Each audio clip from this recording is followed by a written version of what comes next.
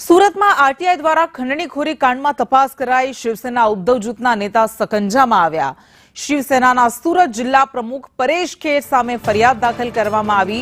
Police ફરિયાદ બાદ social મીડિયામાં વિડીયો વાયરલ કર્યો। કોઈ ખંડણી નથી માંગી, હું બિલ્ડરને જાણતો જ નથી તેવું તેમનું કહેવું છે। મુંબઈ માતોશ્રી સુધી ફંડ પહોંચાડવાની ધમકી આપી એવું પોલીસે કહ્યું। મુંબઈ શિવસેનાના નામે 30,000 રૂપિયા ખંખેર્યા હોવાનો આરોપ લગાવવામાં આવ્યો છે।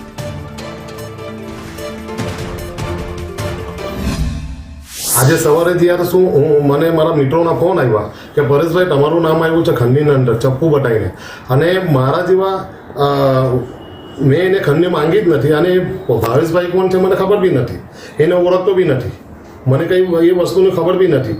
અને હું સંવિધાન સાથે ચાલવાવાળો માણસ છું, લોકોની મદદ કરનાર માણસ છું। હું લોકોની હિતના હેતુ હું સરકારી અધિકારીઓ સાથે બી ભેળી જાઉં છું, સરકારી અધિકારીઓ મારી પ્રેમથી એની વાતો બી કરું છું કે ભાઈ આ બધું આવું નથી।